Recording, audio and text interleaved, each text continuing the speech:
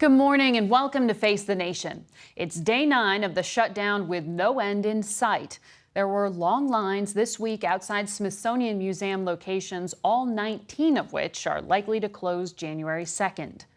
Some 420,000 federal employees worked this week and will not receive pay for their time until the shutdown ends, while another 380,000 stayed home with no guarantee of back pay.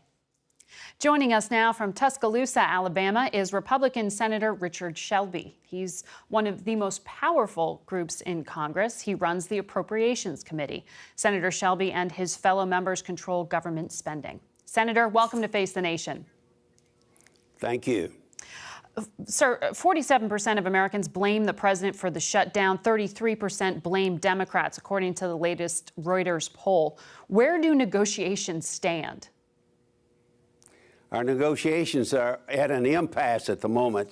I wish it were not so.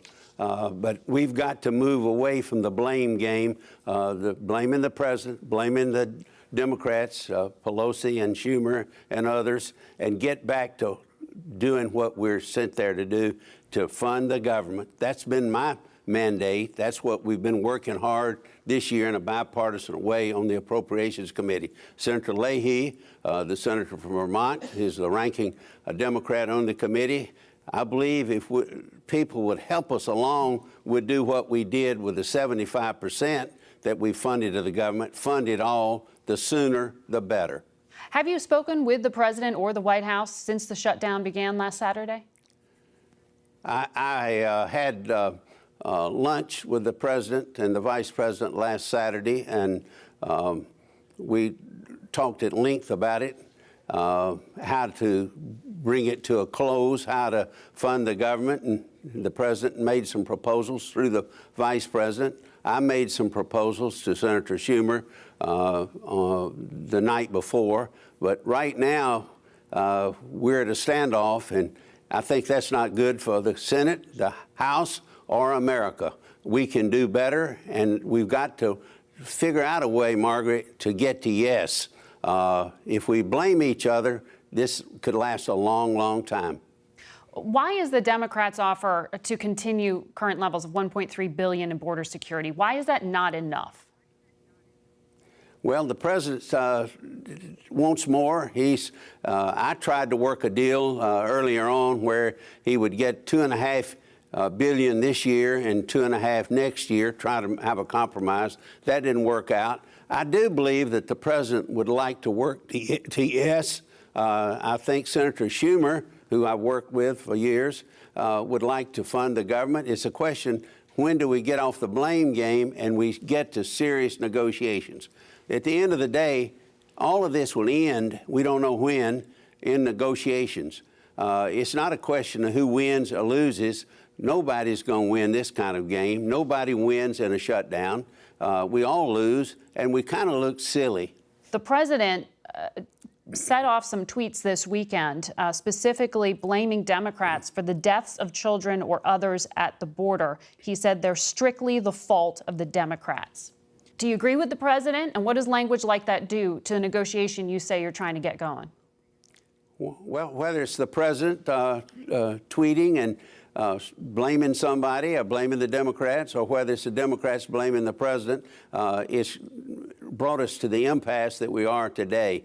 I found out long ago, working in the Senate on the Appropriations Committee, that we've got to find out, what do the Democrats really want here?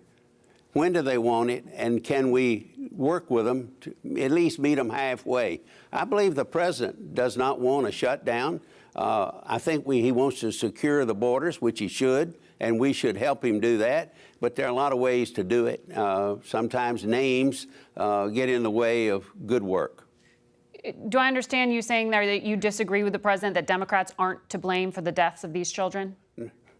No, I didn't say that. I didn't say that at all. Who is to blame? I said that the blame game, I didn't say, ma'am. I just said that if we're going to blame each other, Democrats are going to blame Trump for this, and Trump's going to blame the Democrats for this. We're getting nowhere. What we're trying to do is try to work to yes, to fund the government, to do our job, to get on to bigger things. House Democrats take control January 3rd, this Thursday. They say they're going to reopen the government or try to do so. Will Senate Republicans send any kind of bill to the president's desk that does not include border wall funding? I think Senator McConnell, our leader, has already addressed that said that he would not even take up the bill until he found some compromise that the president would agree to sign. So we're going to be at an impasse. That would be probably an empty gesture, but that goes on in Washington every day. The outgoing Chief of Staff, John Kelly, recently gave an interview to the LA Times. He said a number of things, including that it's not a border wall that the president's asking for. But he also said that if you actually want to stop illegal immigration, you need to stop U.S. demand for drugs and expand economic opportunity in Central America. That seems to contradict what the president said he might do, which is cut off aid to some of those impoverished countries that migrants are coming from. Do you agree with the president? Would Congress even consider cutting off this kind of aid as he's threatening to do? Well, I don't know yet. The president speaks for himself, and he does speak for a lot of the nation because he is the president. But my goal is to secure the borders. We're one of the great nations of the world that don't secure the borders. Democrats and Republicans have worked together toward that end before. It's going to take us working together to get it done. And that's what I want to do as chairman of the Appropriations Committee, to reach out to the Democrats, get the president on board, get the Democrats on board, and let's move on and quit fighting and quit blaming each other. But do you see room for giving Democrats something they're asking for, and that in the past the president said he supported, which is an offer that would include something like protections for so-called dreamers? I think that that probably will be discussed and other things too. I think to work an agreement in politics after January the 3rd, when the Democrats take control of the House, the political equation will change. You'll have a Democratic House, a Republican president, and a Republican Senate. So we're going to have to negotiate. I think that we ought to see what do the Democrats really want. Can we do it, and can we reach there? And we got to show them what we want is to secure the borders. Sir, I know you spent a long time on the banking committee, and so I want to ask you, because this government shutdown is weighing on the financial markets, along with some unusual comments from the Treasury Secretary about the health of the credit markets. You also had the president publicly criticizing the chairman of the Federal Reserve. Can you reassure Wall Street when it opens tomorrow that there's not a reason to be concerned? Well, we're all concerned about the economy. The economy's been very good.